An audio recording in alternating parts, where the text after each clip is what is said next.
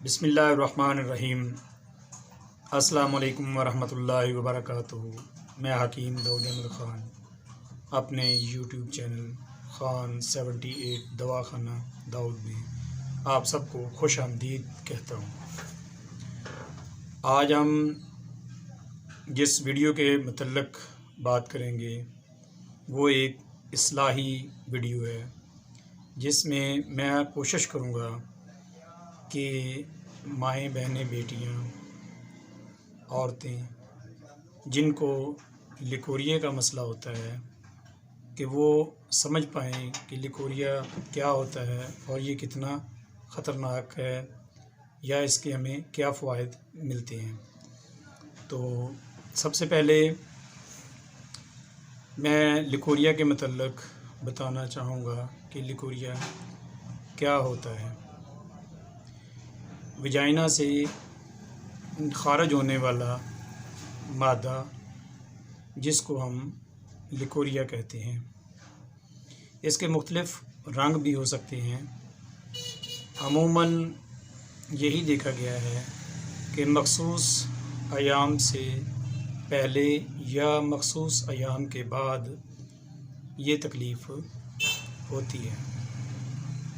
बच्चियों में जो 1 से लेकर 20 तक हैं, उनमें आपने इस बात को गौर से देखना है कि ये वेजाइनल डिस्चार्ज अगर उनको हो रहा है तो उसमें कोई स्मेल तो नहीं आ रही, कोई बदबू तो नहीं है, ख़ारिश तो नहीं उनको हो रही। अगर ऐसा कुछ नहीं है तो ये नॉर्मल है, इसके इलाज की ज़रूरत नहीं है। लेकिन अगर इसमें बदबू आ रही है या ख़ारिश हो रही है या वो महसूस करती हैं कि इस वजह से वो परेशान हैं, तो फिर इसके इलाज की ज़रूरत है। तो इसके इलाज के लिए फिर आप डॉक्टर से या जो आपके पास करीबी मुआलिज हैं उनसे आप ज़रूर रब्ता फ़रमाएँ। ये तो था बच्चियों के मतलब। अब ऐसी औरतें जो शादीशुदा हैं और 1-2 बच्चे की माँ भी हैं, अगर उनको कोई ऐसा मसला होता है तो उनका जो वेजाइनल डिस्चार्ज होगा उसमें स्मेल भी होगी और भी बहुत सारे प्रॉब्लम हो सकते हैं। मैं इसके ऊपर ज़्यादा बात नहीं करूँगा क्योंकि मैंने आज जो वीडियो बनानी है वो है लिकोरिया के इलाज के मतलब। तो मैं ये समझता हूँ कि इसमें शर्म महसूस नहीं करनी चाहिए। बदकिस्मती से हमारी बच्चियाँ खुफिया इमराज़, जो पोशीदा इमराज़ होती हैं, उनके बताने में अपने घर वालों को, अपनी वालिदा को शर्म महसूस करती हैं, हालांकि ऐसा नहीं होना चाहिए। अगर वो शर्म महसूस करेंगी तो उनको पाकीज़गी का पता नहीं चलेगा और वो ज़हनी तौर पर परेशान रहेंगी। तो मैं फिर बता देता हूँ कि ऐसा लिकोरिया जो मखसूस अयाम से पहले हो या बाद में हो और उसका दौरानिया बहुत कम हो, 2 या 3 दिन के बाद वो ख़ुद ही ख़त्म हो जाता हो और उसमें कोई स्मेल, कोई बदबू, कोई ख़ारिश, कोई ऐसा मसला आपको नज़र ना आता हो जिससे आप परेशान हों, तो इसके इलाज की कोई ज़रूरत नहीं है। क्योंकि ये एक अल्लाह का बनाया हुआ निज़ाम है कि वजाइना जो होती है उसको हमेशा लुब्रिकेंट रहना चाहिए, यानी कि उसका खुश्क हो जाना भी एक बहुत बड़ी बीमारी का बायस है। तो उम्मीद है कि आप अब लिकोरिया के मतलब तो समझ ही गए होंगे कि लिकोरिया क्या होता है। लेकिन तालीम याफ्ता माँ जो होती है वो हमें तालीम याफ्ता नस्ल देती है। सेहतमंद माएँ जो हैं वो सेहतमंद बच्चों को पैदा करती हैं। इसमें हमें जो बीमारियां लाहक होती हैं उनमें सबसे पहले भूख का ना लगना, वज़न का दिन ब दिन कम होना, लो ब्लड प्रेशर रहना, उदासी और बांझपन का भी ये सबब होता है। कौन सा वाला लिकोरिया? जिसमें स्मेल आती है, बदबू आती है और ख़ारिश का बायस बनता है। निस्वानी हुस्न में भी इससे कमी आती है, चेहरा की बेरौनकी होती है, पाँव में भी दर्द होता है, जलन और गुस्सा का एहसास होता है, पेट के हिस्से में भारीपन महसूस होता रहता है, पिंडलियों और रीढ़ की हड्डी में दर्द भी पाया जाता है। आँखों के नीचे हल्के बनना भी इसी का ही सबब होता है। ये इसलिए भी हो सकता है कि जो बच्चियां रात को देर तक जागती रहती हैं, अपनी नींद को मुकम्मल तौर पर पूरा नहीं करती, उनकी आँखों के नीचे भी हल्के बन जाते हैं।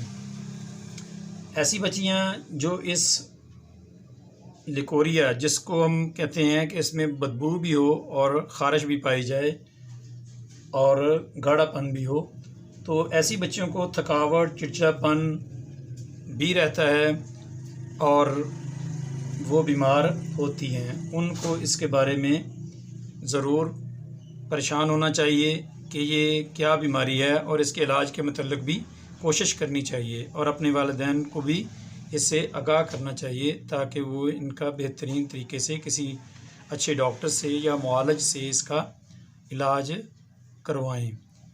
तो ये तो थी इसके मतलब चंद बातें।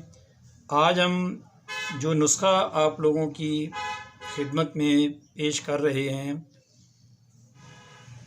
यानी कि ऐसा लिकोरिया जिसमें सर्दी और खुश्की की वजह से इसके अंदर बीमारियों का पाया जाना मौजूद हो, यानी कि ख़ारिश भी हो आपको और बदबू भी आए उसमें से, तो उसका ये इलाज है।